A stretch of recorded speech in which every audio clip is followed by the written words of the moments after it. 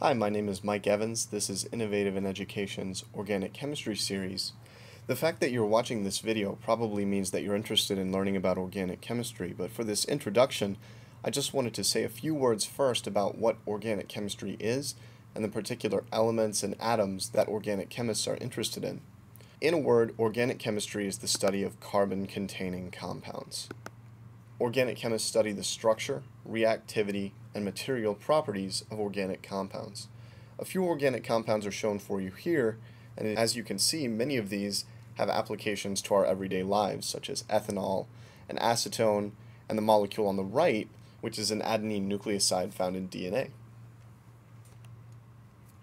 The graph on this slide is meant to demonstrate to you the enormous importance that the elements of organic chemistry have to processes occurring in living tissues. What we can see is that crude petroleum, non-vascular plant tissue, vascular plant tissue, and human muscle tissue are all predominantly made of carbon and other elements commonly found in organic compounds. So what are the elements that are commonly found in organic compounds? Well, most of them can be found in the second row of the periodic table.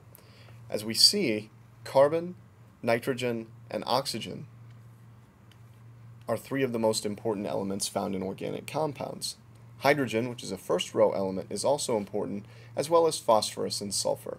The elements that you see in yellow here are secondary, but also important to organic chemistry in many cases, such as the halogens.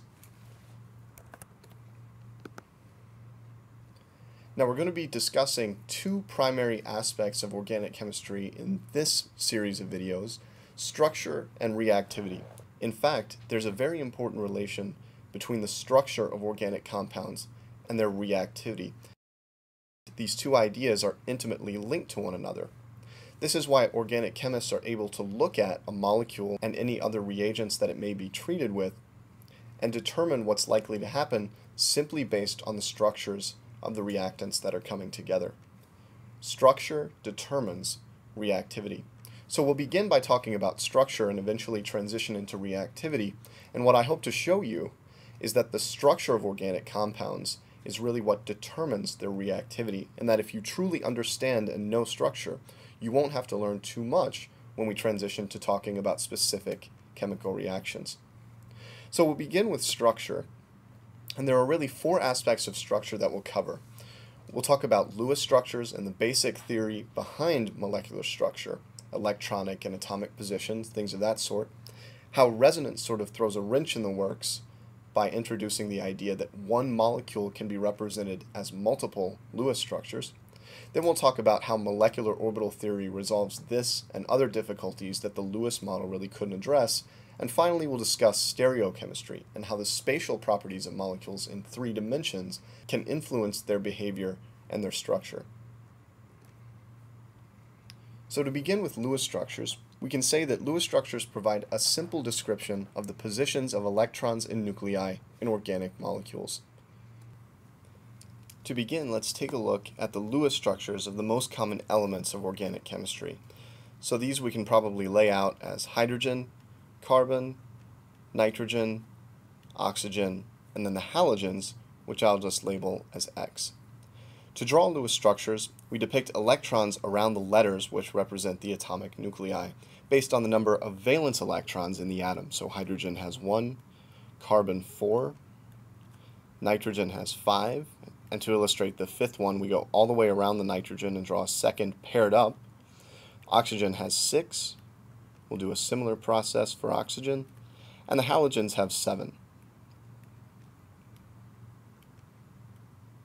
On the basis of the octet rule, to create a Lewis structure, we'd like to combine these atomic Lewis structures so that every atom gains 8 electrons around it. For instance, the very simple Lewis structure of CH4 would involve 4 bonds between carbon and hydrogen. This puts 8 electrons around the carbon because it's sharing 4 electrons with the 4 hydrogen atoms, each of which has 1.